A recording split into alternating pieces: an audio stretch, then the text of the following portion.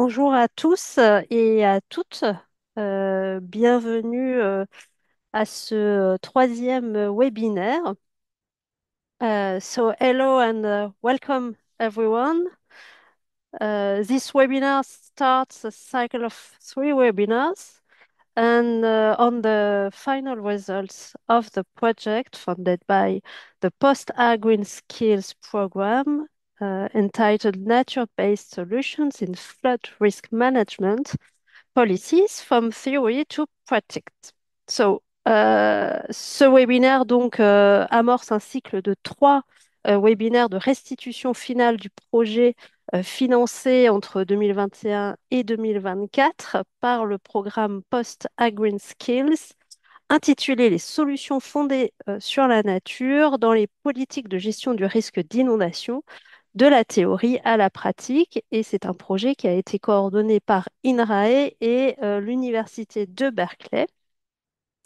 Et donc, ce projet a été l'opportunité de comparer des modalités de définition, de saisie et de mise en œuvre de ce concept désormais omniprésent dans deux pays avec des traditions très différentes dans le champ de la gestion des risques d'inondation, c'est-à-dire la France et les États-Unis. Alors, pour commencer, hop, pardon, voilà. Euh, pour commencer, quelques règles d'organisation pour le webinaire. So to begin with some rules for this webinar, the presentation will be bilingual, English or French, depending on the speaker's usual working language. La présentation se fera de manière bilingue, en français ou en anglais, selon la langue habituelle de travail de l'intervenant. Donc, il existe sur Zoom un dispositif de traduction instantanée qui est en place. Et pour la mettre en place, vous pouvez choisir dans la barre des options Zoom les sous-titres comme c'est affiché sur la diapositive et définir la langue que vous parlez, par exemple en français si vous êtes français, et la langue que vous voulez voir en sous-titrage, par exemple en français, si vous avez des intervenants qui vont parler en anglais et que vous voulez avoir le sous-titrage dans cette langue, ou à l'inverse. So let me say this in English. So if you want, you can set subtitles following the process displayed here. Click on subtitles on the Zoom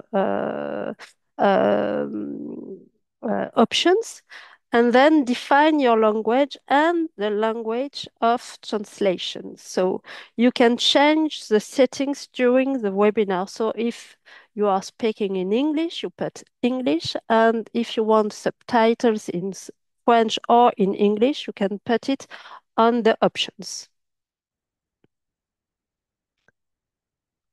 Voilà, je vous laisse un peu de temps pour mettre en place ces réglages et en attendant, je vais vous donner aussi d'autres informations. Ce webinaire, comme les deux précédents, est enregistré. L'enregistrement sera disponible et vous sera envoyé à chaque membre et aux personnes inscrites. Et voilà, les micros des participants sont coupés. Il y a donc cette option de traduction. Et s'il était possible pour vous d'indiquer dans vos étiquettes de nom votre prénom, votre nom et votre entité, cela nous permettra de reconnaître les membres de notre auditoire. Vous pourrez communiquer en utilisant le question-réponse comme indiqué sur la petite icône là sur la diapositive. Donc, n'hésitez pas à l'utiliser pour poser toutes les questions ou nous partager quelques expériences pendant le webinaire. Et dans le chat, vous aurez quelques informations comme des liens qui pourraient être utiles ou aussi des adresses mail qui pourraient vous intéresser ou d'autres informations liées à l'organisation de ce webinaire. Donc, n'hésitez pas à le consulter. Donc, je vous le disais en introduction, hein, ce webinaire clôture un cycle de 3 webinaires de restitution finale du projet intitulé Les solutions fondées sur la nature dans les politiques de gestion du risque d'inondation, de la théorie à la pratique, avec un focus entre la France et les États-Unis. Donc, nous avions un premier webinaire le 27 février qui permettait de présenter la manière dont les SFN sont institutionnalisés en France et aux États-Unis. Voilà, le replay de ce webinaire est déjà disponible. Le lien est mis dans le chat si vous le souhaitez. On a eu un second webinaire le 25 avril dernier qui, cette fois-ci, était plutôt orienté autour des SFN dans les espaces urbains. Donc là aussi, si vous souhaitez le consulter, le lien est directement indiqué dans le chat.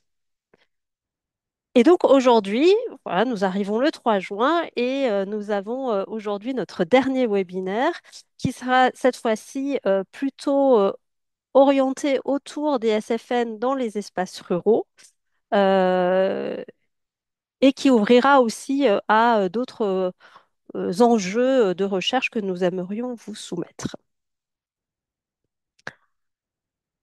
Donc aujourd'hui, pour mener ce webinaire autour des espaces ruraux, nous avons la chance d'avoir plusieurs intervenants que je vais prendre, pour lesquels je vais prendre un peu de temps pour les présenter. Donc nous avons Marie Fournier, qui est enseignante chercheuse en aménagement urbanisme au CNAM et à INRAE à Angers. Johanna Guérin, qui est chargée de recherche INRAE en sciences politiques, qui a coordonné le projet dont je fais référence depuis le début de ce webinaire. Anna Serraliobet, qui est chercheuse en gestion des risques à l'Université de Berkeley, qui a été la co-animatrice du projet avec Johanna. Et moi-même, donc Karine Heitz, je suis géographe à INRAE à Strasbourg et j'assurais aujourd'hui la modération de ce webinaire. Nous avons aussi des intervenants invités que je remercie d'avoir accepté notre invitation, qui vont intervenir pour présenter les différents sites d'études sur lesquels nous avons travaillé et apporter des éclairages via leur expertise. Donc, nous avons Antoine Brochet, qui est chercheur à l'Université Grenoble-Alpes. Flore Liron, qui est coordinatrice de programme au CPIE Rhône Pays d'Arles, et Sarah Sweet, qui est responsable de restauration écologique dans un organisme aux États-Unis, The Nature Conservancy.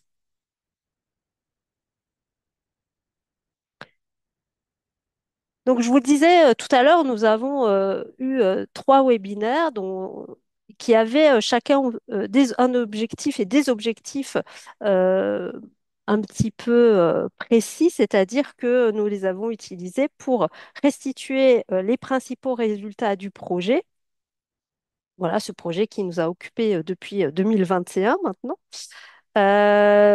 Ces webinaires ont été imaginés et créés en première intention pour un public d'acteurs de territoire de l'eau et de la gestion des risques, en charge de développer et mettre en œuvre des aménagements de type SFN. Et ces webinaires ont aussi été pensés pour s'adresser à un public un peu plus large, d'étudiants ou de collègues chercheurs qui rencontrent ce concept soit dans leurs travaux, soit dans leurs études, et donc qui peuvent s'intéresser à ces questionnements-là et pour lesquels nous avons envie d'apporter quelques éclairages par rapport à nos travaux. L'objectif aussi de ce webinaire 3, comme je le disais tout à l'heure, c'était d'identifier aussi des pistes à poursuivre. Et pour cela, on vous présentera quelques enjeux qui nous paraissent intéressants. Donc, notre programme d'aujourd'hui va se décliner de la façon suivante. On va introduire rapidement le projet de manière générale. Ensuite, on attaquera le cœur du sujet avec les SFN dans les espaces ruraux. Nous aurons un temps d'échange avec des questions-réponses. Donc, n'hésitez pas, dès que vous avez des questions, à les indiquer dans le petit onglet questions-réponses.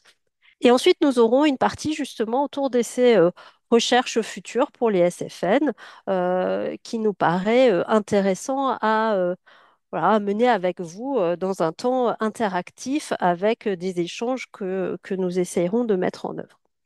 Nous vous ferons en conclusion une synthèse des trois webinaires avant de conclure donc à 17h30.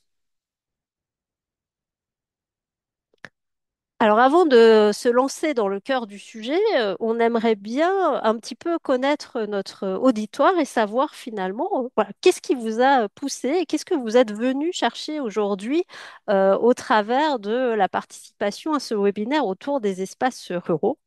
Et donc, on vous propose de répondre un peu à cette question. Qu'êtes-vous venu chercher aujourd'hui en utilisant le question-réponse?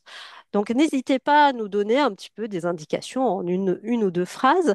Johanna nous fera un petit débriefing dans quelques minutes, une fois que vous aurez eu le temps de noter un petit peu ce que vous êtes venu chercher aujourd'hui et qui nous intéresse à la fois pour un petit peu étoffer notre propos et voir aussi qu'est-ce qui vous pousse à vous intéresser à cette question des SFN en milieu rural. En attendant, on voulait aussi un petit peu mieux vous connaître et savoir notamment euh, quel était votre secteur d'activité, votre secteur professionnel, puisque voilà, nous aimerions voir un petit peu qui constitue notre auditoire et quel est le public qui s'intéresse à nos webinaires. Donc, je vous propose de flasher le QR code ici que vous avez. Vous allez atterrir sur un questionnaire WooClap avec deux questions autour de votre secteur d'activité professionnelle et aussi votre milieu ou zone d'intervention, si vous êtes plutôt en milieu rural, urbain, etc. Et ça nous permet de voir un petit peu de qui est composé notre auditoire aujourd'hui. Donc, je vais changer de diapositive. Donc, je vais quitter momentanément le diaporama juste pour voir euh, ce que vous avez pu nous répondre. Voilà, donc on voit que les personnes qui composent l'auditoire aujourd'hui travaillent dans des domaines de la conservation de la biodiversité, dans des espaces plutôt fluviaux, en milieu rural, bien évidemment. Donc voilà, c'était un petit peu la thématique du jour. On a beaucoup de personnes sur des questions de conservation enfin, de biodiversité, préservation de la biodiversité. Et donc, si vous... Oh, pardon, je suis allée un peu trop vite. Je reviens là. Il faut que je reprenne mon diaporama, puisque ce qu'on voulait aussi savoir, c'était au-delà de votre secteur d'activité professionnelle, c'était aussi si vous avez participé à des projets, au webinaire précédent, c'est-à-dire euh, même procédure, vous avez le petit QR code ici et une petite question sur le fait de savoir si vous étiez présent avec nous sur les deux précédents webinaires.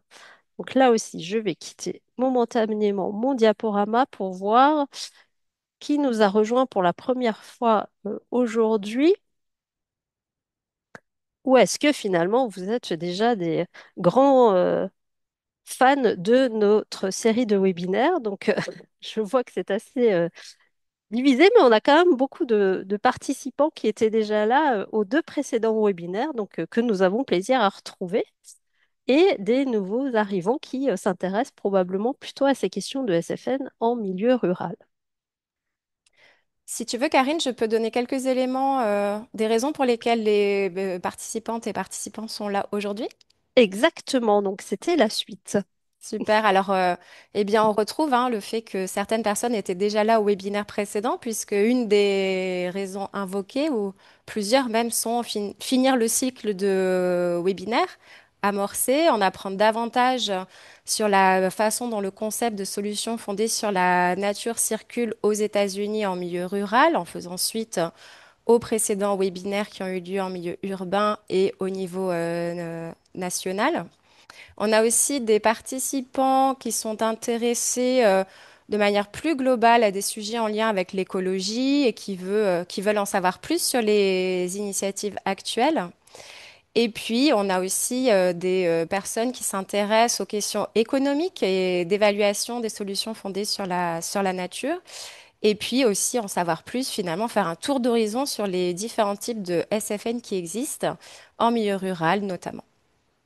Merci, merci Johanna. Ben, alors, on va essayer de répondre à toutes ces attentes pendant ce webinaire. Et ben, pour commencer, je vais donner la parole à Anna qui va rapidement rappeler le projet qui nous intéresse particulièrement et qui nous a intéressés ces 3 dernières années. Donc, Anna, co-coordinatrice de ce projet, je te laisse nous présenter rapidement ce qu'était ce projet autour des SFN et des NBS. Merci, Karine. Um, so, see if I can move here. So, oops, let me see here. Okay.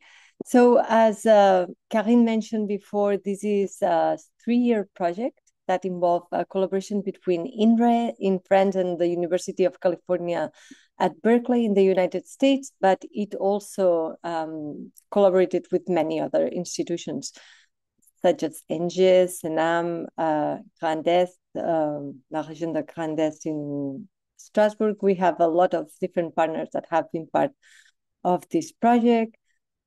And the main goal of the project was to analyze the similarities and differences in the definition and implementation of nature-based solutions for flood risk management between France and the United States.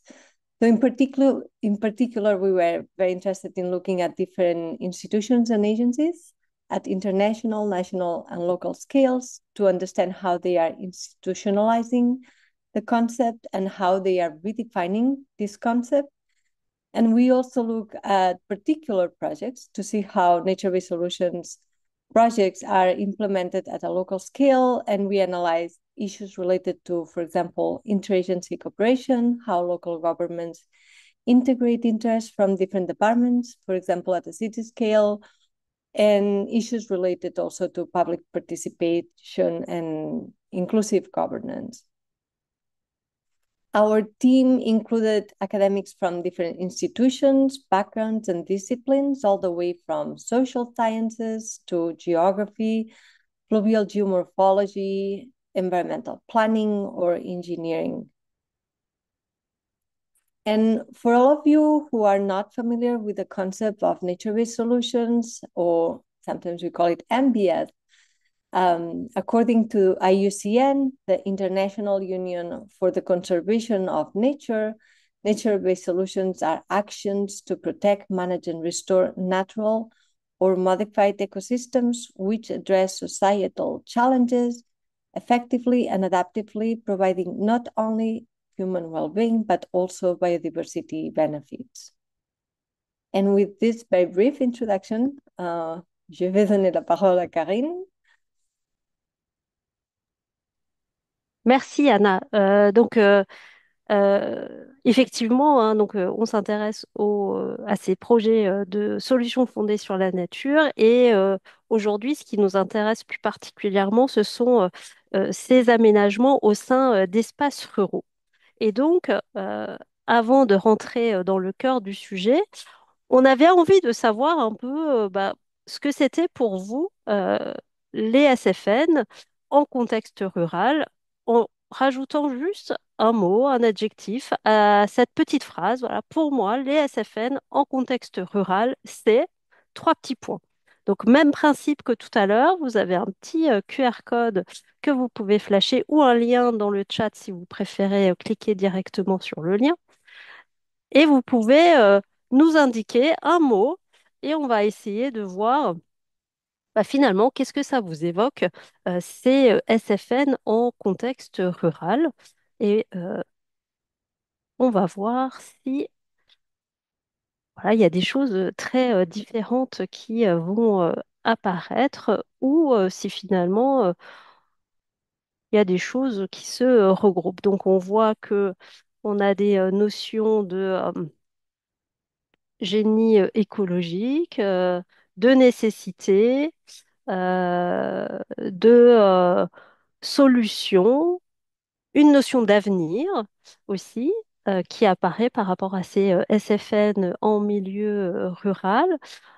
On a aussi tout ce qui va être lié à une gestion différenciée de l'eau, euh, au vivant, à la restauration. Donc on voit que bah, finalement ça intègre bien tous les éléments dont on va discuter aujourd'hui. On a la notion d'avenir, donc ça aussi ça va bien nous intéresser dans le cadre de nos présentations euh, au cours de ce webinaire.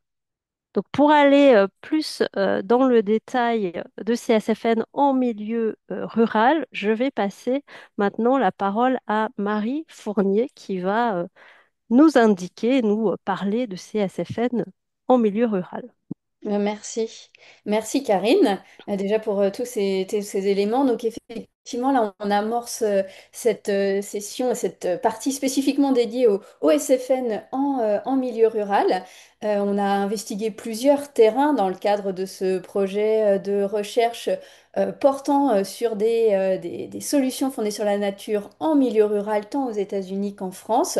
On a une toute petite diapo d'intro pour rappeler que finalement, ce qui nous a quand même marqué, c'est que le plus souvent, on a rencontré et on a finalement investigué des projets qui ont mobilisé et qui mobilisent de vastes espaces, de vastes superficies de terre, naturelles, agricoles, parfois hybrides. Peut-être c'est une spécificité aussi des SFN en milieu rural et que finalement aussi un des éléments un petit peu marquants, c'est que ces aménagements posent souvent la question des contraintes finalement qu'elles vont amener aux activités préexistantes, agricoles, activités de loisirs, activités peut-être de préservation de la nature. Et donc ce qui nous a beaucoup intéressé dans les différents terrains que l'on va aujourd'hui vous présenter, ben, c'est comment finalement ces différents enjeux sont coordonnés dans le temps et coordonnés parfois au sein de dispositifs de gouvernance ad hoc. Dans les espaces ruraux, globalement, et de façon assez récurrente dans tous les terrains que l'on a pu investiguer, les solutions fondées sur la nature pour la gestion des inondations se situent principalement sur des terrains privés. Donc ce sont d'autres enjeux qui émergent et aujourd'hui, ben, on va essayer de documenter voilà, comment les conditions pour garantir sur le temps long un fonctionnement de ces aménagements et de ces opérations. Alors pour ce faire, on va mobiliser quatre exemples, quatre terrains d'études qui ont été investigués dans les deux pays. Donc on a pris le parti de les organiser en deux temps. On va d'abord revenir sur deux projets qui correspondent à des SFN ayant amené au démantèlement partiel d'infrastructures de type digue. Donc c'est ce que l'on va commencer par évoquer dans un premier temps. On va revenir sur le cas de la Camargue, d'aménagement et d'opération de SFN menées sur la Camargue, et puis on va le mettre en perspective avec un terrain américain, donc en Californie, sur la Consumnes River. Ça sera un premier temps, on comprend bien que forcément ce sont des aménagements qui réagencent les usages, les activités localement. Et puis dans un second temps, on reviendra sur d'autres types de secteurs, plutôt des zones d'expansion de crues naturelles, composées de milieux naturels, d'espaces agricoles, mais qui protègent des agglomérations urbaines, le Yolo Bypass et le cas de l'île Saint-Aubin en France. Et on va essayer de décrypter les modalités de coordination qui ont été établies pour le bon fonctionnement de ces SFN dans les deux terrains. Donc, ce qu'on vous propose maintenant, bah, c'est de commencer déjà par ces deux premiers cas, la Camargue et puis la Consumnes River. Et du coup, je vais donner la parole à Antoine Brochet de l'Université de Grenoble qui a documenté, qui a mené le travail de recherche sur ce terrain en particulier dans le cadre de son postdoctorat et donc qui va maintenant là, prendre quelques minutes pour nous présenter ses principaux résultats. Oui, Bonjour à toutes et tous. Nous nous situons donc ici dans le sud de la France, dans le delta du Rhône, hein, ce que l'on nomme communément la Camargue. Pour un delta, c'est un territoire qui a la spécificité d'être très peu habité et en même temps qui a été historiquement très aménagé. Le delta du Rhône est en effet un territoire à enjeux lié à l'abondance des eaux douces et marines qui en font une richesse pour la biodiversité et une ressource économique pour le territoire. On perçoit sur cette carte en bleu les vastes étangs présents sur le delta et en vert les zones humides associées. Dans le nord du delta, qui est influencé majoritairement par le Rhône, l'agriculture qui est représentée en jaune est très développée. Dans le sud-est du delta, qui est influencé par la mer, une industrie de la production du sel, qui est représentée en mauve et en rose, s'est développée à partir du 19e siècle. Pour permettre ces activités, de très nombreuses infrastructures hydrauliques ont été aménagées, comme des digues sur le Rhône et en front de mer, également des canaux de drainage et d'irrigation ou encore des bassins de concentration du sel. La circulation de l'eau dans le delta est ainsi liée de longue date à une gestion hydraulique active et à l'action humaine. Dans les années 90, l'industrie du sel entre en crise. Dans ce contexte, le Conservatoire du littoral, qui est un établissement public dont la mission est d'acquérir un tiers du littoral français afin qu'il ne soit pas construit ou artificialisé, rachète entre 2009 et 2012 la partie occidentale des Salins, qui est représentée ici en bleu sur la carte, soit un total de 6500 hectares. L'industrie salicole est alors réduite à la partie orientale qui est présentée en orange sur la carte. Le Conservatoire du littoral confie la gestion du site à trois acteurs environnementaux qui sont implantés de longue date dans le delta, à savoir le parc naturel régional de Camargue, la Société nationale de protection de la nature ainsi que la tour du Vala. Dès le rachat du site, de nombreux défis se posent aux co-gestionnaires. Le site est en effet en proie à une forte érosion côtière due à la diminution de l'apport sédimentaire du fleuve. Il fait aussi face à la menace d'élévation du niveau marin et au risque accru de submersion marine dans le contexte du changement climatique. Dans ce contexte, la question de la dépoldérisation du site se pose très vite. En effet, il est établi que les digues frontales qui avaient été aménagées en front de mer pour la production du sel et dont vous avez sur cette image une illustration augmentent l'érosion et demandent une maintenance continue à un coût rédhibitoire qui ne peut plus se justifier sans les bénéfices importants liés à la vente du sel. Il est ainsi rapidement décidé de laisser ces digues s'éroder naturellement. D'autres défis concernent la salinisation des lagunes et des étangs et la conservation des espèces emblématiques du site. Une notice de gestion du site est rapidement mise en place par le Conservatoire du littoral et les co-gestionnaires. Elle vise à la fois des objectifs écologiques tels que la reconnexion hydraulique entre les étangs centraux du delta et la mer et la reconnexion biologique qui est associée, mais aussi des objectifs d'adaptation au changement climatique en faisant du site des anciens salins une zone tampon pour les tempêtes et les submersions de la mer. C'est ce travail de restauration écologique et de reconnexion entre la mer et les étangs intérieurs qui va être qualifié de solution fondée sur la nature. L'idée est d'avoir une gestion la plus naturelle, c'est-à-dire essentiellement gravitaire pour la gestion de l'eau, et s'appuyant sur un travail avec les écosystèmes plutôt que sur des solutions d'ingénierie conventionnelles cherchant à contrecarrer les forces de la nature. Cependant, à partir de 2019, cette solution fondée sur la nature va faire l'objet d'une contestation de la part des habitants mitoyens et des usagers du site.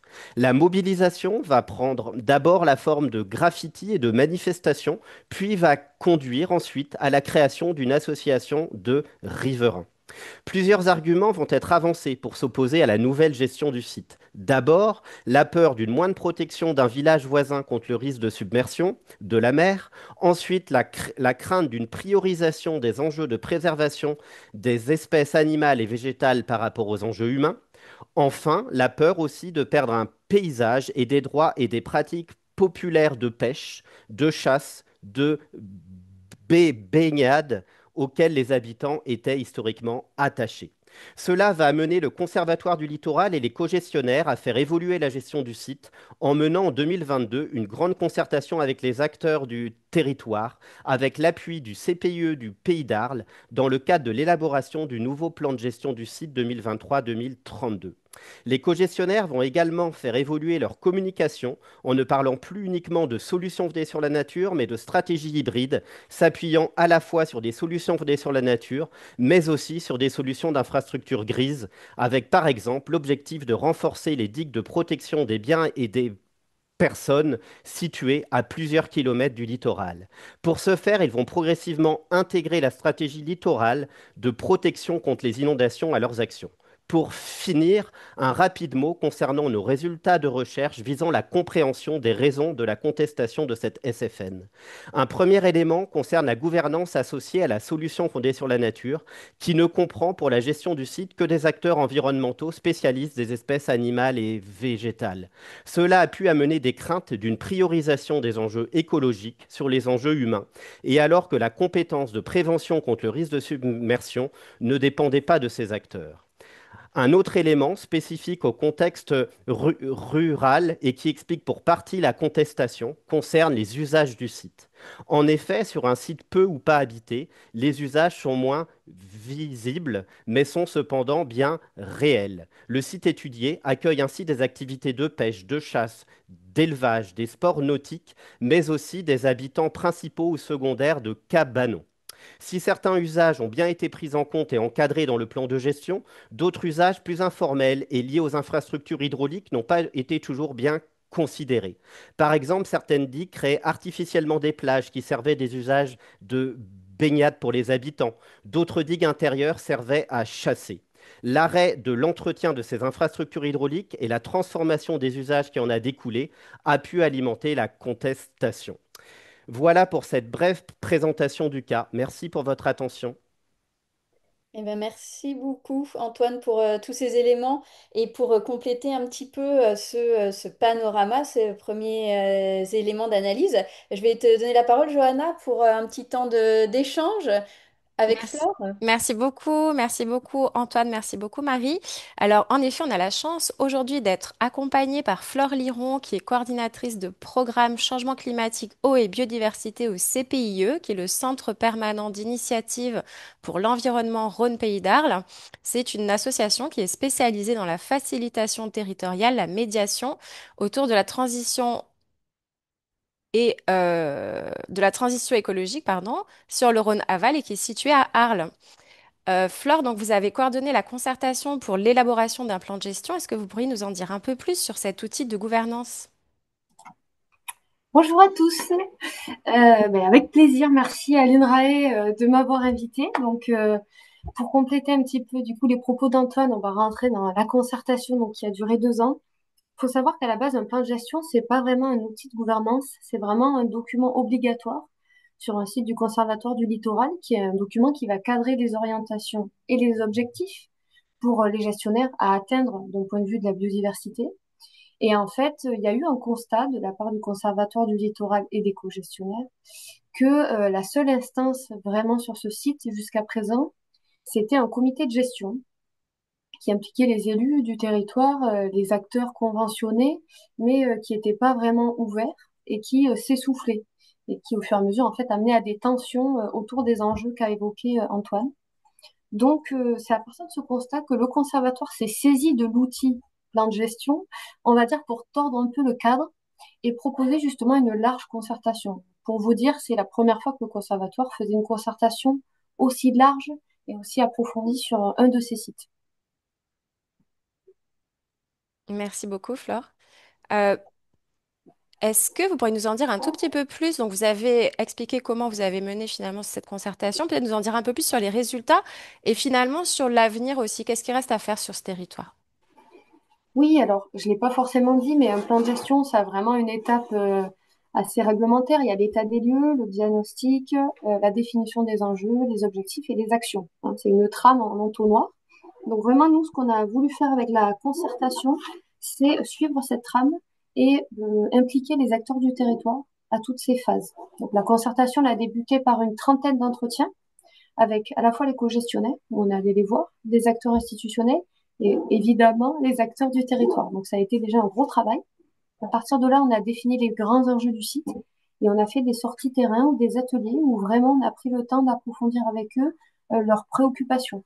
Parce que la submersion marine était une des grandes préoccupations, mais il y en avait d'autres, comme l'a bien dit Antoine, hein, il y avait une multiplicité d'usages sur ce site, des remontées de sel, donc il a fallu vraiment faire une concertation, je dirais assez poussée, hein, elle a duré 2 ans, pour amener vraiment à dégager ça.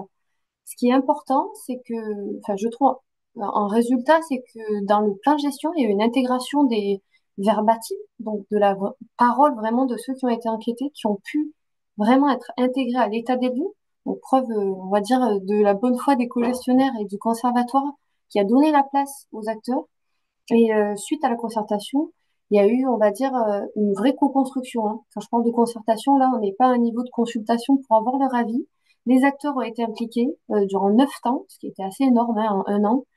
Et on a rédigé une trentaine d'objectifs communs. On s'est mis d'accord. Et après, ils ont rédigé, on va dire, des co-gestionnaires 77 actions, pour être exact, avec un grand nombre d'actions qui, là, visaient à intégrer les habitants ou les acteurs. Donc, si je donne quelques exemples, il y a eu vraiment tout un sujet autour de la connaissance scientifique qui sont portés par les co-gestionnaires et la connaissance, on va dire, vernaculaire, celle du terrain, qui n'était pas assez valorisée. Donc, un sentiment un petit peu de la part des habitants de ne pas être pris en compte dans ce qu'ils vivent. Et donc, il y a un travail et une action qui va être menée autour de ça, avec à la fois des sciences participatives, à la fois une collecte de la mémoire. Voilà, il y a eu vraiment des choses assez poussées, on va dire, sur ça. Si je devais résumer aujourd'hui le résultat, je dirais que quand même, il y a eu un vrai changement de posture des acteurs, hein, qui ont compris que la submersion marine, c'était pas forcément la compétence du conservatoire, mais que le conservatoire a donné une place à ça, alors que c'était pas à lui de le faire et pourtant il l'a fait.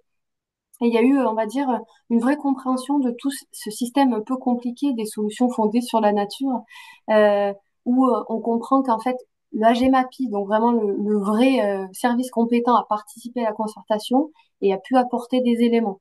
On va dire que voilà, il y a eu vraiment ce gros résultat-là. Et je pourrais en parler des heures, mais je m'arrête là. Merci beaucoup, Flore. Je suis désolée parce qu'on n'aura pas le temps d'en parler Non, des mais heures, je mais sais. c'est passionnant. Vraiment un grand merci. Donc, je vous invite toutes et tous à poser toutes vos questions dans l'espace questions-réponses Q&R pour en savoir plus sur la Camargue et sur ce projet si vous le souhaitez. Et puis moi, je vais rendre la parole à Marie. Ouais, merci beaucoup.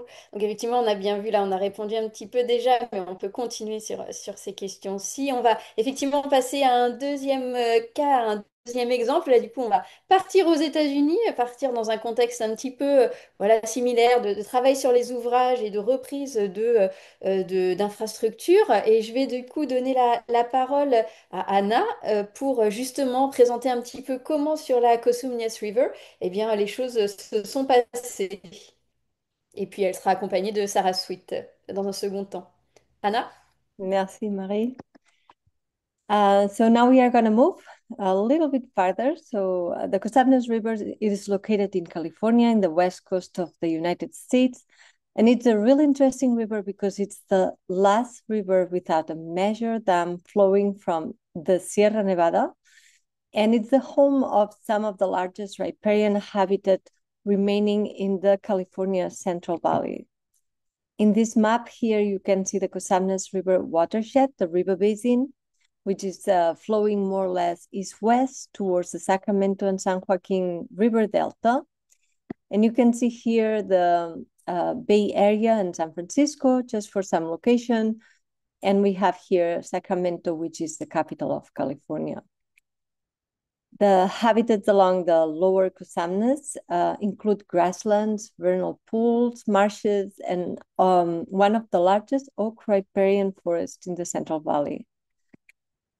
And although the Cosumnes River Preserve started in 1984 with the purchase by the Nature Conservancy, the partnership with Ducks Unlimited and other partners started in 1987 to permanently protect a variety of habitats and wildlife, including opportunities for people to experience natural landscapes.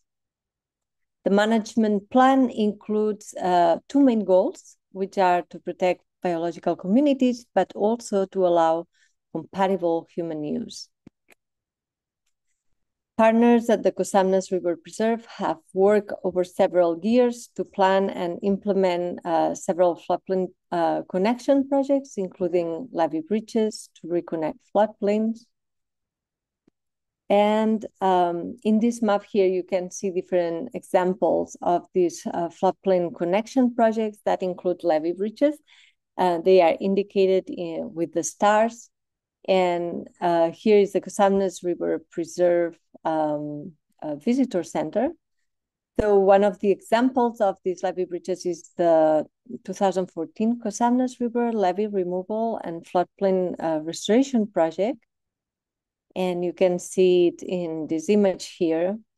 However, some tensions with farmers and other stakeholders can arise during the design and implementation of these projects. And today we have very excited to have Sarah Sweet here with us to talk about this. So Sarah is the stewardship ecologist at the Cosamnas River Preserve. And so we have a few questions for you, and I'll start with this one.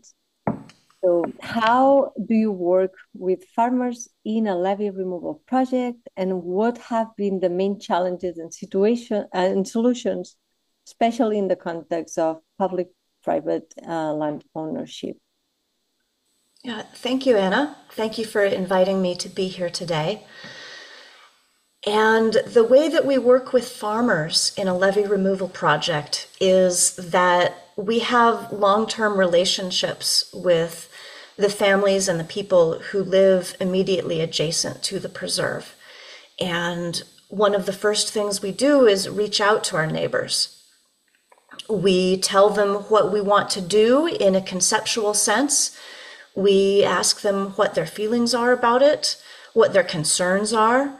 And as we develop more specific plans, we continue to talk with them. There are formal public meetings as well as informal conversations. And we try to make sure that their concerns are addressed so that hopefully we will have less conflict later on as the project is implemented. The main challenges and solutions, one of the main challenges is that, well, in the eyes of our neighbors, that we don't control nature. And the purpose of the Floodplain Reconnection Project is to allow natural processes to continue, to allow different levels of flooding in years that are a drought year versus a flood year, and also to allow processes of scour and sedimentation to occur. So one of the main challenges has been to maintain good relationships with the neighbors, even though what they would like most is consistency. And from the conservation point of view, from a biodiversity point of view, we want variation. We want the river to be able to move naturally in its floodplain. And so that those two different things, the wish for constancy or consistency and the wish for natural variation, those can be one of the main challenges. And you also asked about solutions, and I feel like that's a very specific thing, very specific to each case and to each landowner. We have landowners that are adjacent to each other, but one is to the north of the site and one is to the west of the site. And based on different flooding patterns, even those two landowners can have different concerns that require different solutions. Yeah, this is great. And these different visions and expectations and how you conciliate that, this is a challenge we can see in all of these projects. We have another question for you. So what are the tensions between different stakeholders involved in a project, including farmers, nonprofits, academics? I think there are some tensions because we have different goals and some things that we all have in common, that we have as similar goals. As I said, farmers would like to have consistency. If they could have exactly the same amount of rain every year at exactly the same times of year, that would help them be profitable in their farming. But nonprofits for conservation, we want variation because the variation helps foster biodiversity. In academics, the nonprofits and academics have many of the same goals, but the academics are very focused on research, and they recognize that relationships with the neighboring landowners are important, but the universities do not have any real responsibility for the actions that might affect the landowners. And so they're much more willing to take risks and say, well, we should remove a levee here, and we should remove a levee over here, and we should have as much connectivity as possible. Whereas the nonprofit is intermediate between wishing to have all of the biodiversity benefits and then also recognizing that we have effects, or we have the potential to affect our neighbors quite a bit. And so we are a little bit less of a risk taker. We want to balance the concerns of biodiversity protection and the concerns of the neighboring landowners. Great. Yeah, this is a very good example of how to conciliate the different wishes, interests, and also having some benefit for each of them, but a lot of trade-offs as well. Thanks so much, Sarah. So with that, we are going to move back to France and we'll look at another case study with Marie. Oui, bon, bah, merci. Ouais, effectivement, il y a déjà plein de mots-clés un petit peu qui sont ressortis, mais Anna, tu les as réévoqués. Donc, c'est très bien. On voit bien que dans les espaces ruraux, effectivement, il y a une variété d'usages, des usages économiques, etc. Et que tous ces aménagements, bah, ils posent un certain nombre de défis à ces différents acteurs. Alors, on a abordé deux premiers cas. Là, on va passer à deux autres situations qui se ressemblent dans ce sens que ce sont toutes les deux situations qui correspondent à de très vastes zones d'expansion de crues situées en amont d'espaces urbains, de villes. On va d'abord revenir un petit peu sur le cas de l'île Saint-Aubin en amont d'Angers, hein, qui aujourd'hui est un espace qui constitue une zone tampon. Une zone tampon pour protéger la ville des inondations. Et puis ensuite, on repartira aux États-Unis pour documenter un peu le cas du Yellow Bypass. Donc du coup, je vais poursuivre et je vais évoquer pendant quelques minutes bah, ce cas un petit peu particulier de l'île Saint-Aubin qui est située en amont de la ville d'Angers. Alors, avec peut-être une première carte et puis une première photographie pour bah, rappeler que finalement là, on s'est intéressé dans ce cas-ci à un espace hein, de près de 600 hectares qui se situe à la confluence de trois cours d'eau en amont d'Angers, le Loire, la Mayenne et la Sarthe. On est dans l'ouest de la France et on est sur un territoire hein, qu'on appelle plus globalement les basses vallées angevines. Ça fait une vaste confluence de plus de 9000 hectares de prairies inondables. L'île Saint-Aubin que vous voyez à droite là sur cette photographie, c'est un espace qui a été drainé, valorisé à partir du Moyen Âge, qui s'étend donc sur près de 600 hectares et qui a toujours joué ce rôle important d'expansion des crues en amont d'Angers. C'est un paysage de prairies ouvertes, traditionnellement utilisé par le pâturage bovin extensif et les pratiques de fauche, et puis également un territoire qui est structuré hein, par des réseaux de canaux, de fossés qui ont servi à son drainage et à sa valorisation. Donc un secteur naturel et agricole à enjeux importants. Euh, et on voit sur cette photographie ici à droite, et bien que clairement hein, cette île elle constitue une éponge naturelle qui protège la ville d'Angers plusieurs semaines par an, voire plusieurs mois, en temps vraiment, enfin, assez classiquement, hein, tous les ans, il reste quelques hectares et un point, un petit promontoire dans la zone nord de l'île. Mais c'est vraiment un espace qui traditionnellement est inondé plusieurs semaines par an. Alors, ce qui nous a semblé intéressant dans ce cas-ci, quand on a retenu ce cas-ci, c'est que finalement, là, on est sur un secteur qui va faire l'objet de deux dynamiques un petit peu parallèles à partir de la fin des années 1970 et début des années 80. C'est-à-dire que c'est un secteur, l'île Saint-Aubin, qui va être identifié comme un secteur à enjeu fort en termes de biodiversité, avec la mise en place de dispositifs successifs de protection de ces milieux prairiaux très particuliers, pâturés en extensif ou niches des espèces d'intérêt européen, comme le râle des Genêts. Donc voilà, un espace qui va être classé Natura 2000, site Ramsar, etc. Et puis également un site qui est identifié au sein du plan de prévention des risques d'inondation comme un secteur à enjeu fort en termes de préservation de l'agglomération d'Angers contre les inondations, donc une zone rouge dans le PPR.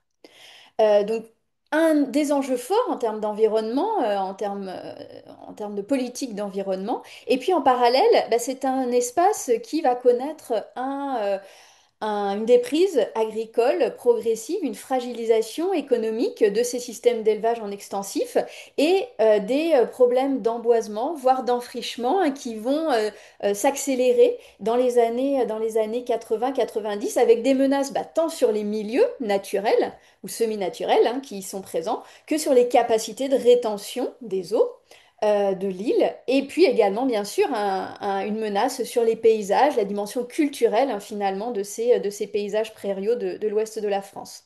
Et donc, progressivement, ce qui est intéressant ici, c'est qu'on va avoir des démarches d'acquisition foncière progressive engagées par différents acteurs locaux, associations de chasse, d'abord, faune sauvage, qui va acheter progressivement plusieurs dizaines d'hectares et puis ensuite, association de pêche qui va acheter plutôt les réseaux de drainage, fossés, canaux, et également la collectivité Angers-Loire Métropole, qui vont acquérir du parcellaire lorsque des parcelles seront parcelles mises en vente par des propriétaires qui ne souhaitent plus exploiter ou qui ont des difficultés à trouver des exploitants.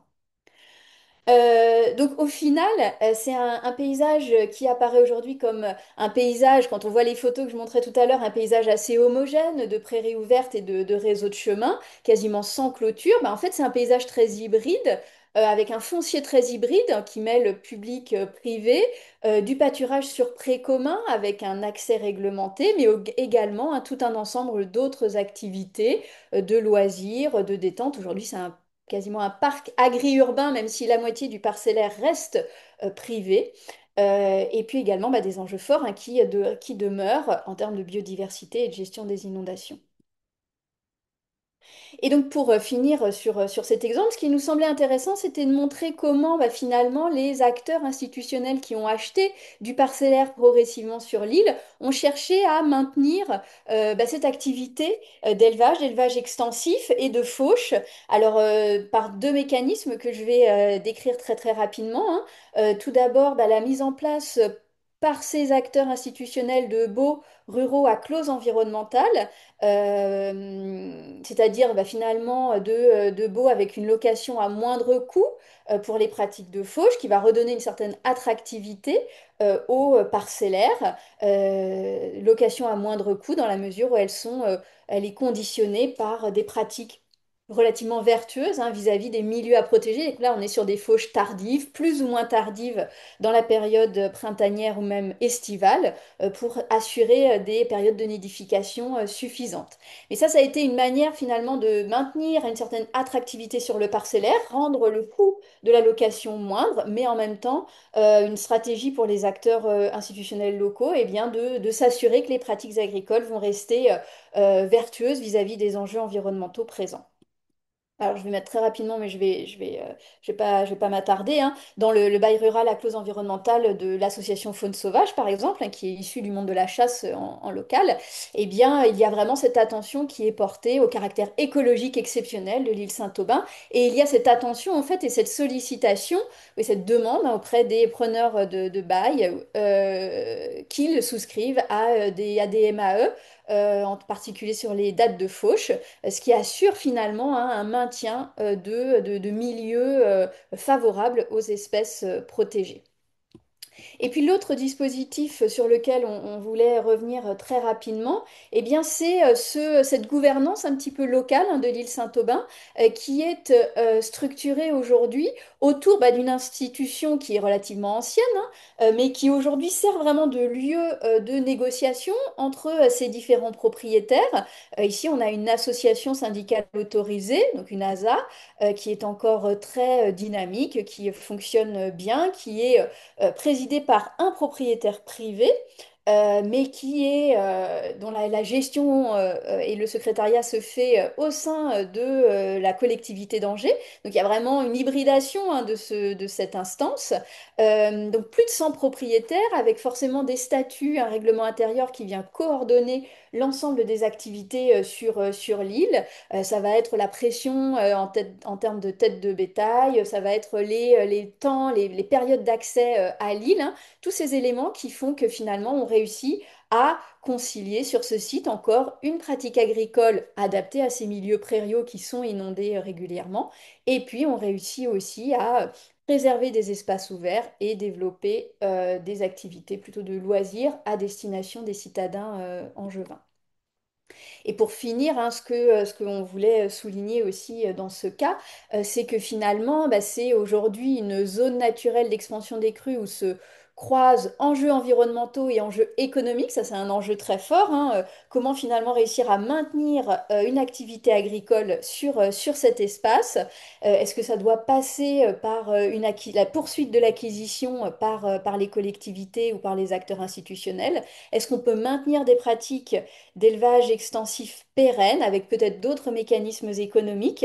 Ce sont les questions aujourd'hui en cours, hein. C'est une ESFN qui, de ce point de vue-ci, est peut-être un petit peu fragile dans ce sens que bah, l'agriculture continue de décliner. C'est ce qui est lié aussi, hein, aux problématiques plus globales de l'élevage et de l'élevage bovin aujourd'hui, hein. C'est un milieu, un système agricole difficile à maintenir, qui connaît des difficultés et qui, de fait, aussi sur cette île, hein, continue à connaître des difficultés. Donc, ça reste un secteur, voilà, excessivement intéressant en termes de coordination des différents enjeux, mais aussi fragile, hein, dans son devenir.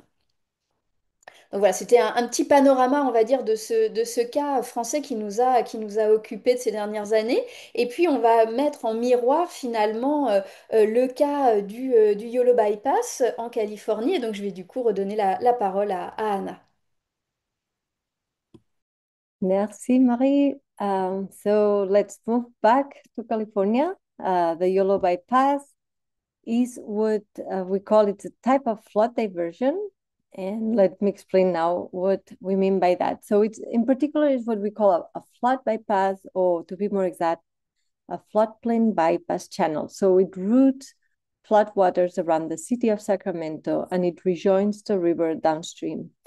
And if you look at this image here, you can imagine that this gray area is the main river. So then we have a bypass channel with a big floodplain in the middle. There are many different types of flood diversions, and they can be natural, which are represented in blue in this diagram, or artificial, which we represent in black.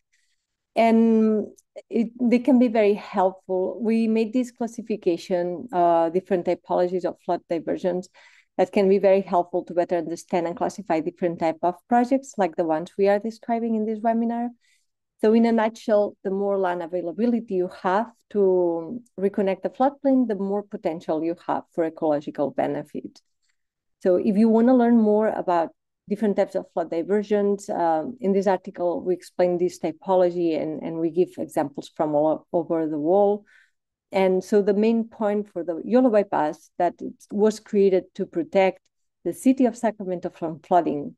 And it does is accommodating up to 4 times the capacity of the mainstream channel for the 100-year flood as it passes through the city of Sacramento. Basically, it means a lot of water that is diverted.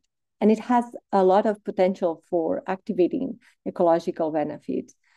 So the Yolo bypass, if we look at the exact map that I showed before, we can see that it receives the waters on its upstream north end of the Sacramento River, and the Sutter bypass, which is another big bypass, a little bit farther north, and discharges it into the Sacramento and San Joaquin Delta. So all this is the Yolo bypass. It's really, really big. And so it's the largest of the Central Valley bypasses and one of the largest in the United States. And it's now bounded by levees, as you can see in this close-up. So all the lines that you can see in red, these represent levees. It used to be a natural bypass, but now it's been more directed with all this infrastructure. So there are many different interesting sites within the Yolo bypass. And one example is this green area here, which is the Yolo bypass wildlife area, which is a distinctive grassroots initiative that brings together competing land uses to help restore a vital section of the Pacific Flyway in Northern California. The Pacific Flyway is a very important route for migratory birds in North America. We have another interesting project in the Yolo bypass, which is the Nagiri project, which investigates the benefits of using rice fields as salmon nursery habitat. And this is located a little bit farther upstream in the Nax Ranch that you can see in red in this image. So all these projects share the point that a key challenges for the success is how to balance all these multiple benefits that are involved. So all the way from flood protection, which is the number one and most important, but also ecological goals, agricultural and recreational or educational opportunities that they can offer. And if you want to learn more about the Yolo bypass, in this article, we compare multiple projects for flood risk management with multi-benefit in the US and in Germany. And we describe in more detail different aspects of how the Yolo bypass was created, how different actors came together, and how they came out with these multiple benefits. So this is a very short summary of the Yolo bypass. And now we are going to move to questions. Merci Anna. Oui, nous avons, et merci à vous tous et toutes pour ces 4 focus autour des SFN en milieu rural. Donc nous avons 5 minutes de questions. Alors pour reprendre les principales questions, je vais redonner la parole à Johanna qui va regarder dans le question-réponse quelles pourraient être les questions qui seront posées à nos intervenants et intervenantes. Oui, merci beaucoup Karine. Alors en 5 minutes, il va falloir vraiment choisir les questions que nous allons transmettre, donc pas d'inquiétude pour les autres. Nous transmettrons à nos intervenantes et intervenants les questions qui ne sont pas répondues et on vous fera une réponse par mail suite à ce webinaire. Donc, je vais prendre dans l'ordre d'abord sur la Camargue. Nous avons une question que j'adresserai donc à Antoine ou Flore. Donc, d'abord Antoine, éventuellement Flore, si vous souhaitez compléter. Donc, sur finalement le fait que la solution fondée sur la nature qu'on a présentée, est-ce que c'est pas plus une solution de recul des enjeux, finalement de repli stratégique plutôt qu'une action de renaturation et de restauration écologique? Et finalement, pourquoi avoir choisi ce site pour ce travail de recherche? Ok. Donc, concernant le choix du site, hein, pour moi, il y a 3 raisons principales à cela. D'abord, l'ampleur hein, du site, 6 500 hectares. Il me semble, mais Flore pourra compléter éventuellement, que c'était le plus grand site racheté par le Conservatoire du Littoral depuis qu'il existe, quoi, depuis 50 ans, ou en tout cas un des plus grands. Une deuxième raison, c'était bien sûr qu'un des co-gestionnaires a mobilisé explicitement le concept de solution de sur la nature. Et en fait, quand on a fait le diagnostic initial en France en 2019, il n'y avait pas tant de acteurs qui se saisissaient d'eux-mêmes de ce concept de SFN, et notamment à l'international pour valoriser les actions. Et enfin, bien sûr, du fait de la contestation habitante, en fait. Ça nous faisait un cas d'étude, justement, où il y avait des tensions locales qui nous semblaient intéressantes de interroger.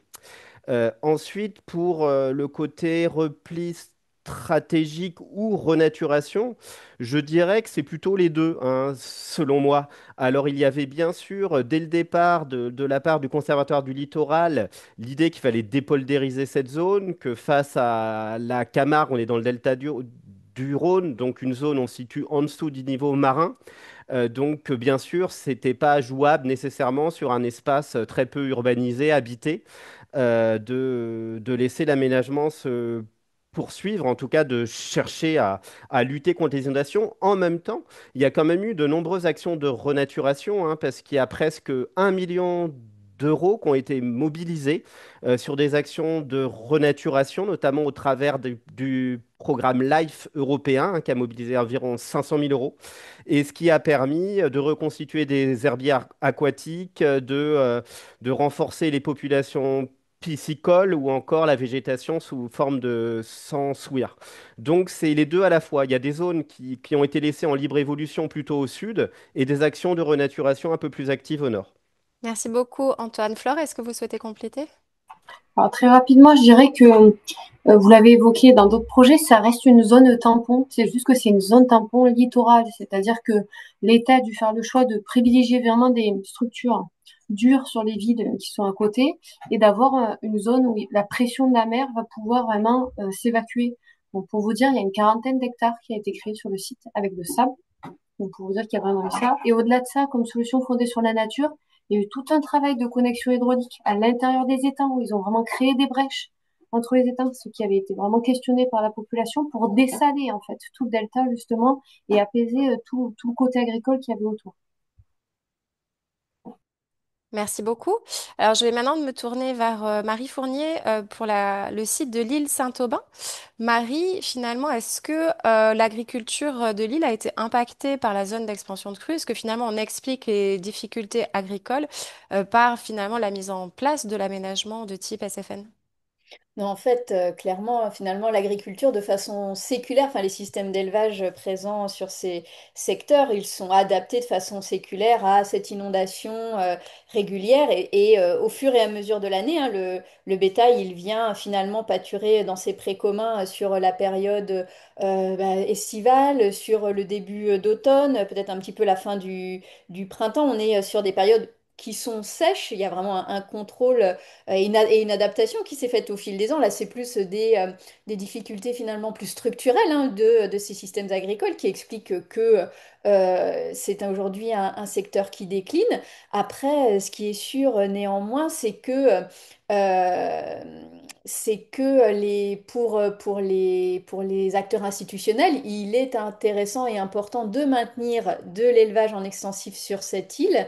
Et donc après, c'est la question des modalités pour maintenir des systèmes agricoles qui sont plutôt vertueux, qui contribuent au maintien des milieux. Donc c'est dans quelle mesure est-ce qu'on peut prendre en compte finalement ces services hein, rendus par ces systèmes agricoles particuliers. Les exploitants agricoles sur l'île, ils sont impliqués au quotidien dans la gestion de la SFN. Merci beaucoup. Alors maintenant, on a une question pour la Cosumnes River, pour Sarah Sweet. So there is a question on the financial deals that you manage to get or to organize with farmers. How do you do you buy the land? Do you process to evictions? Do you build contracts to make sure that arrangements or deals are not challenged by the next farmer? How do you deal with that? So maybe in French So, first. Donc c'était une question sur les arrangements financiers dans le cadre de la Cosumnes River. Est-ce qu'il y a des rachats de terres? Est-ce qu'il y a plutôt des compensations financières et des contrats qui sont mis en œuvre entre les agriculteurs et TNC? yes, there are land purchases, and it is from willing sellers. We only do voluntary purchases.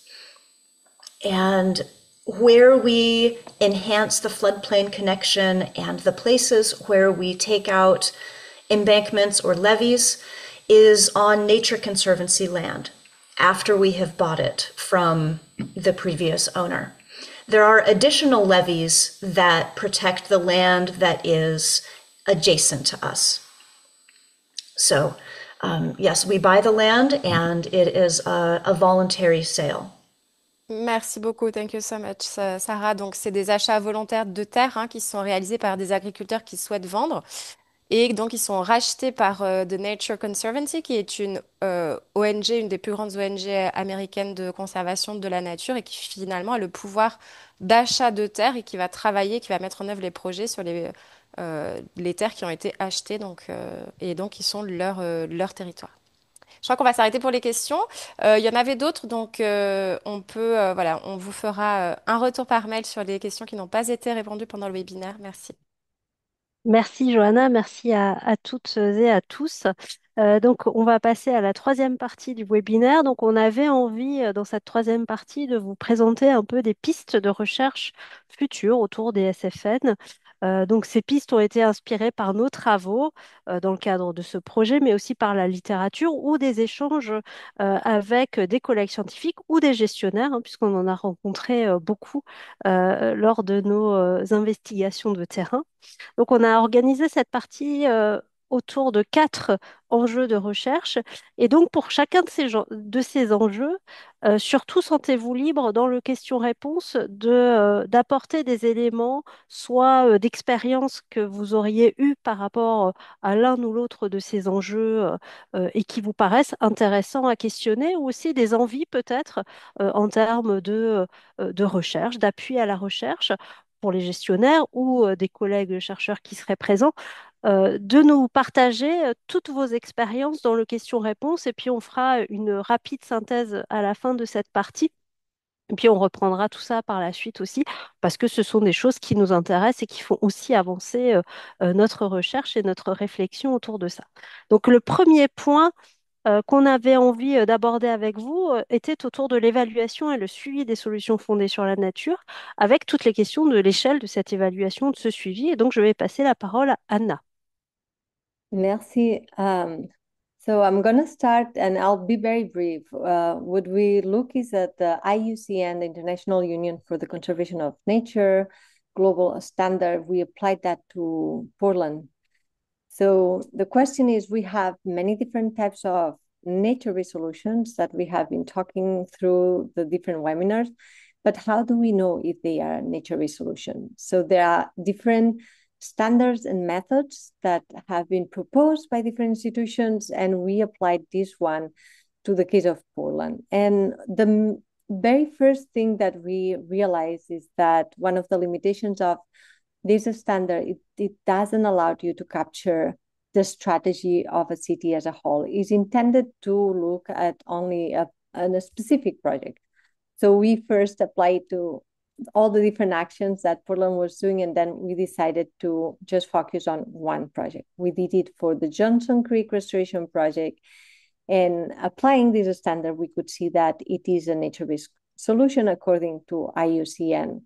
So this is it's like an Excel sheet, and it has a lot of questions, different criteria, and you have to fill it out. You need a lot of information and to really understand well how the whole project works. So in the case of the Johnson Creek Restoration Project, it has a lot of sub-projects. This is an example of the Foster floodplain that was an area that got flooded periodically. And what they did is they acquired a lot of these houses that were at really high risk and with a lot of recurrent flooding. They restored the floodplain, and through the whole process, they also did a lot of inclusive governance. So they all the purchases were voluntary. They paid market rate before the flooding. And it also, they integrated different cultural aspects from the tribes, the community. And so in a nutshell, it was considered nature-based solutions according to IUCN. But it's also the product of a very long-term vision. It took more than 25 years. They had to remove 70 structures, and they don't just finish on removing the structures. They wanted to restore the floodplain. And so we basically, the research gap here is that we need better metrics and methods to evaluate how a city is doing as a whole, to evaluate the success of these long-term strategies, because we can have one or two projects, but it might not be a big contribution, but we have to start with something. So how can we evaluate if a city is doing well as a whole? So this is one of the key research gaps we have identified.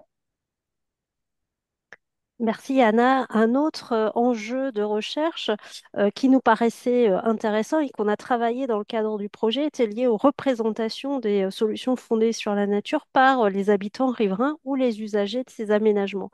Donc c'est quelque chose qu'on a travaillé dans le cadre du projet et puis l'enjeu pour nous autour de cette question des représentations, c'était de voir un petit peu comment est-ce que les usagers ou les riverains percevaient les objectifs de ces aménagements, mais aussi les bénéfices, qu'ils soient uniques ou multiples pour eux, puisque tout l'enjeu, c'était de voir comment est-ce qu'ils étaient perçus par les riverains de ces aménagements.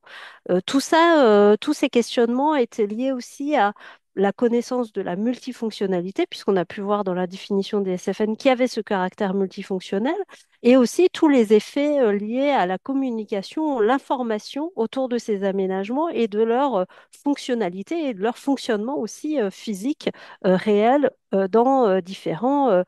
sur différents sites et dans différents types d'aménagements. Donc pour faire ça, dans le cadre du projet, on avait mener des enquêtes auprès de riverains de trois types d'aménagements différents sur des sites en Alsace. C'était une zone d'expansion de crue et deux écoquartiers. Voilà, des enquêtes classiques avec des petits questionnaires et des enquêtes de mise en boîte aux lettres. Donc, on avait eu 151 réponses. Et ce qui nous paraissait intéressant, c'était dans nos résultats de voir qu'il y avait quand même une certaine efficacité de ces aménagements qui étaient perçus par les riverains. Donc, ils voyaient que ça pouvait protéger aussi bien que des infrastructures grises. Qu'il y avait aussi tout un tas de bénéfices environnementaux et ces bénéfices étaient notamment liés à une augmentation de la biodiversité et que c'était un enjeu pour les riverains puisqu'on voit que 85% des enquêtés répondaient qu'effectivement il y avait une importance ou une priorité à préserver la biodiversité dans leur environnement proche d'habitat.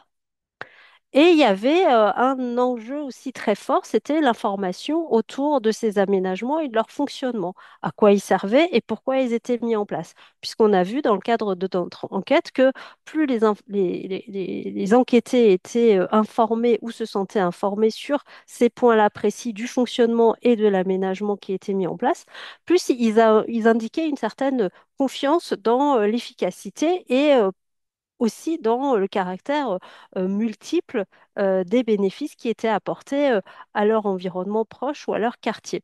Donc il y avait vraiment ce fort enjeu d'information qui peut passer par des visites de terrain comme sur la photo ou aussi des encarts dans les bulletins municipaux.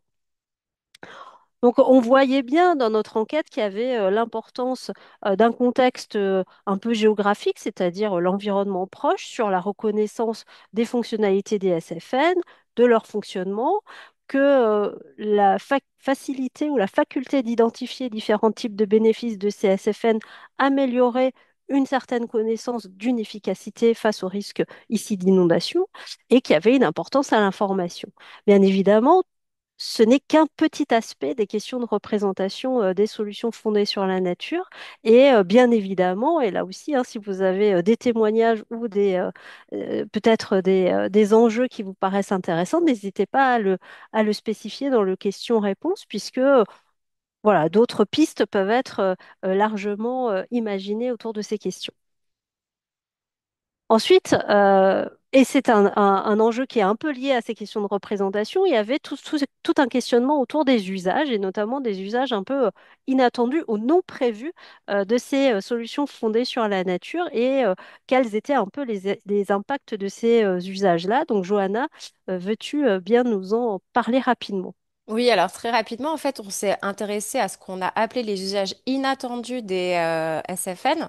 Et ça, c'est en fait venu des gestionnaires hein, qui nous ont dit, surtout sur Strasbourg, qu'ils se rendaient compte finalement que parfois les solutions fondées sur la nature ou les espaces végétalisés étaient utilisés pour des usages qui n'étaient pas prévus initialement par les gestionnaires, par les aménageurs, mais avec lesquels il fallait essayer de composer dans la maintenance et l'entretien de ces espaces et de ces solutions.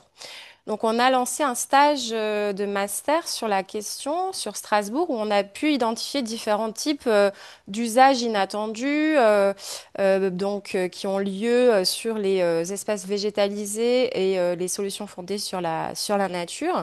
Donc, on en a identifié plusieurs, comme des activités qu'on qualifie de mécanique de rue, de stationnement donc sur des espaces végétalisés, de feux de camp.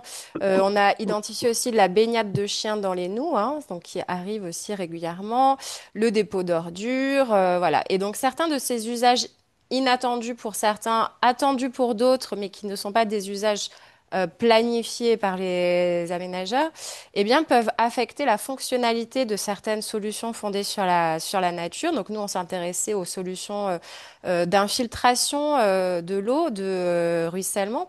Et donc, par exemple, la mécanique de rue peut avoir un impact négatif sur la capacité d'infiltration des sols. Voilà, parce qu'il y a du tassement. Donc, c'est la même chose aussi pour le stationnement ou bien l'huile de vidange hein, qui peut avoir un effet de finalement de colmatage des sols et qui vont empêcher ce pouvoir filtrant. Du coup, on n'a pas creusé beaucoup plus ce sujet, mais on se disait que peut-être c'était un sujet à pousser un petit peu dans différents terrains. Donc, on avait envie d'en savoir un peu plus de la part des gestionnaires et d'autres acteurs qui seraient aujourd'hui parmi nous, qui pourraient un peu nous donner des exemples d'usages inattendus qu'ils auraient pu constater sur leur territoire et finalement d'effets sur les fonctionnalités potentielles des SFN en termes d'infiltration ou peut-être d'autres fonctionnalités et finalement savoir si c'est un problème et si il y a matière donc à creuser un peu ces usages inattendus, la manière dont les gestionnaires les prennent en charge par donc des questions de recherche, notamment en sciences sociales et en interdisciplinarité aussi, ça serait à mon avis intéressant. Donc, pardon, pour terminer, je pense que vous pouvez essayer d'abonder l'espace questions-réponses sur ce sujet. On sera vraiment ravis d'en entendre un petit peu plus sur vos suggestions. Et puis, sinon, nous faire un retour par mail à la suite de ce webinaire. Merci Johanna, oui, donc n'hésitez pas, hein, le question-réponse est ouvert pour cet effet.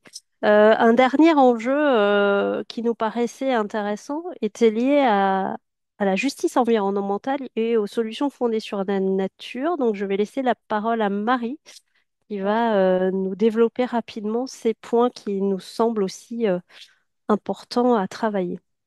Ouais, tout à fait. Alors effectivement, là, je vais aller très vite parce qu'à nouveau, ce sont des éléments qui sont encore très exploratoires pour nous, peut-être aussi dans la littérature en français.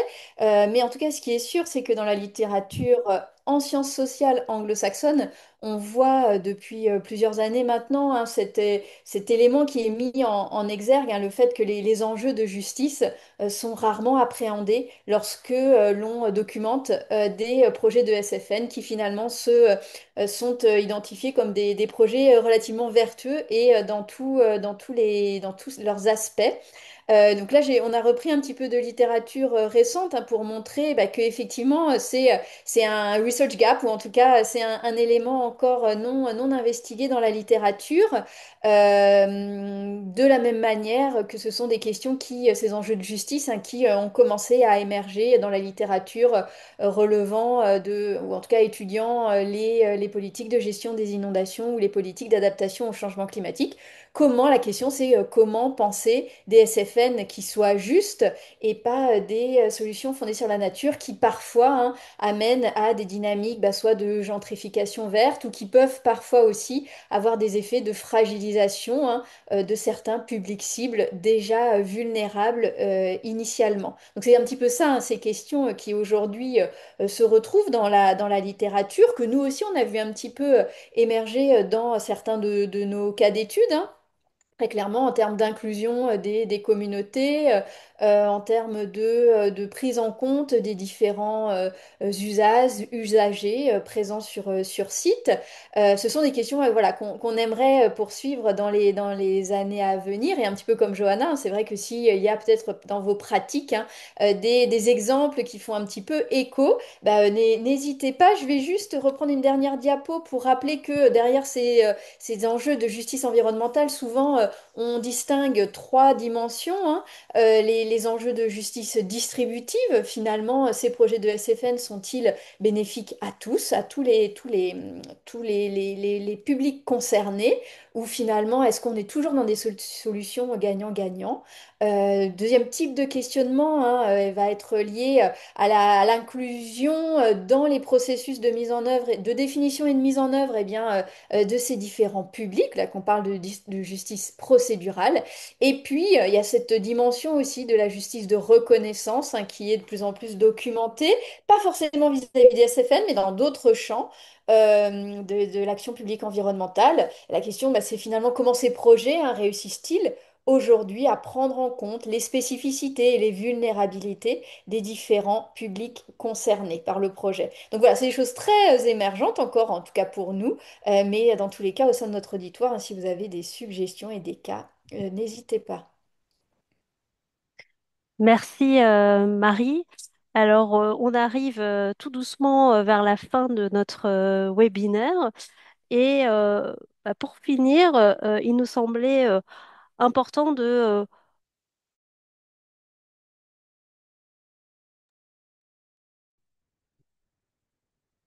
Alors, je pense que je vais reprendre la parole parce que Karine, on ne t'entend plus. Donc, on pensait important de revenir finalement faire la synthèse des webinaires qu'on a organisés donc, depuis le début de cette série. Donc, un pour premier webinaire qui définissait le concept de SFN aux États-Unis et en France et sa mise en œuvre au niveau national. Un second webinaire sur les cas urbains, puis ce troisième sur les cas ruraux. Donc, je me suis permise, Karine, de prendre le relais pour présenter donc cette petite synthèse que nous allons vous présenter à deux voix avec Anna. Alors, je vais commencer par évoquer très rapidement le premier webinaire où on a travaillé finalement sur l'appropriation et le développement et la mise en œuvre du concept de solutions fondées sur la nature aux États-Unis et en France, et où on a vu que finalement ce terme de solutions fondées sur la nature, Nature-Based Solutions aux États-Unis, est très largement utilisé aux États-Unis, surtout dans l'administration précédente, mais les institutions et les agences finalement s'y réfèrent en utilisant des définitions différentes pour finalement appliquer ce terme de solution fondée sur la nature à leurs programmes spécifiques et parfois ils signifient des choses différentes en utilisant le même terme. En France, on voit un usage un peu plus restreint de ce concept qui est utilisé plus par les spécialistes et en particulier les spécialistes de la biodiversité, pas uniquement, mais finalement qui a un concept un peu plus restreint. Et par contre, une définition unique tend à s'imposer. En France, c'est plutôt celle de l'Union internationale de conservation de la nature, l'UICN. Et puis, second constat, aux États-Unis, le concept de solution fondée sur la nature, il est davantage lié aux projets multifonctionnels, donc qui associent différents bénéfices, différentes fonctions, et à l'adaptation au changement climatique. En France, il a plus un cadrage lié à la préservation de la biodiversité que ce n'est le cas aux États-Unis. Je laisse la parole à Anna, donc, qui va nous parler des messages clés pour les cas urbains.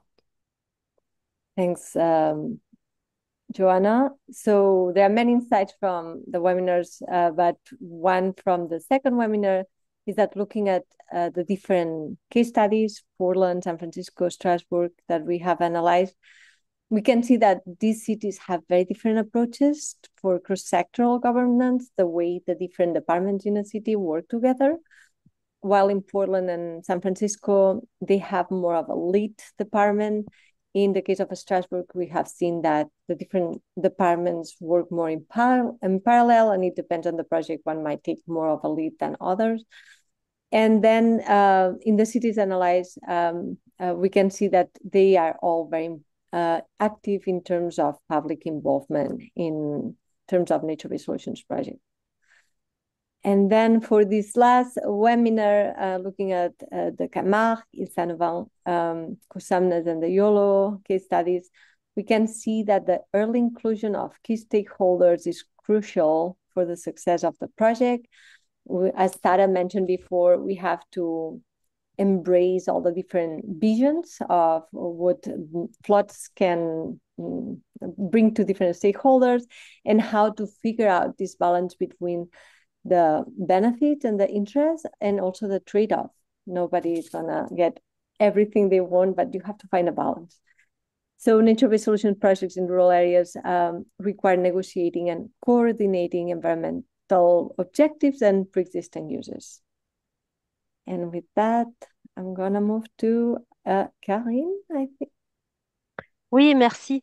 Donc, en termes de conclusion, puisque nous arrivons à la fin de notre webinaire, on va présenter voilà, quelques prochaines étapes qui nous tiennent à cœur. Donc déjà, la publication de la synthèse de ces webinaires, voilà, qu'on vous enverra avec cette fois-ci des réponses aussi à toutes les questions auxquelles nous n'avons pas pu répondre pendant le webinaire et qui nous permettront de synthétiser à la fois ce qui a été dit et de répondre à ces questionnements.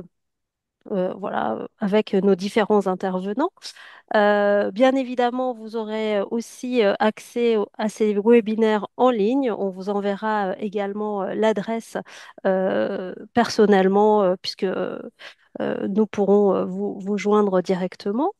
Euh, une prochaine étape aussi, c'est que voilà, on se demandait si il y avait une envie de poursuivre ces échanges autour des CSFN et des risques liés à l'eau via des webinaires comme ce format-ci ou d'autres types d'animations. Et pour cela, on se permettra aussi de vous envoyer une petite enquête qui nous permettra de voir un petit peu si voilà, il y a quelque chose d'intéressant à mettre en place autour de la poursuite de ces échanges qui sont toujours assez fructueux et intéressants.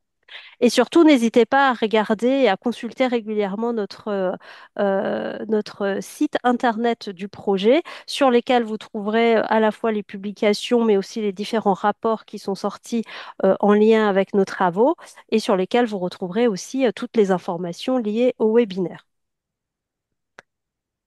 Et enfin, voilà, pour conclure cette série, je tenais, avec toute l'équipe qui est présente aujourd'hui autour de ces webinaires et mes collègues voilà, qui ont été particulièrement intéressés dans l'organisation, que ce soit Johanna Guérin, Anna Serraliobet, Marie Fournier et moi-même. On voulait vous remercier voilà, pour votre écoute attentive, votre participation, vos retours aussi lors de ces trois webinaires. On a eu beaucoup de plaisir à les partager, à partager nos travaux avec vous et nous vous remercions vraiment chaleureusement de l'intérêt que vous avez porté à nos webinaires. On remercie aussi tous nos invités et témoins, qu'ils soient chercheurs, gestionnaires. Ils ont accepté de faire part de leur expérience et de leur expertise et ça a vraiment constitué un éclairage très important pour illustrer nos propos. Donc vraiment, merci à eux. On remercie bien évidemment nos partenaires institutionnels et financiers, mais aussi tous les acteurs qu'on a pu solliciter sur le terrain et ils sont nombreux. Donc merci aussi de nous avoir consacré du temps autour de ces SFN. Et enfin, on tenait à remercier très chaleureusement Aurélie Mercadet de Mundonsa Accompagnement pour son professionnalisme et son soutien à la conception de ces trois webinaires. Voilà, enfin, si vous avez des questions, des feedbacks, des retours d'expérience, surtout n'hésitez pas à utiliser le formulaire de contact via l'adresse mail que vous voyez ci-dessous. Nous finissons un petit peu avec du retard, mais c'était important de remercier tout le monde et de remercier tous nos partenaires et collaborateurs, de vous remercier pour ces trois webinaires. Et donc, on vous souhaite une très bonne soirée. Au revoir, merci. Merci, au revoir.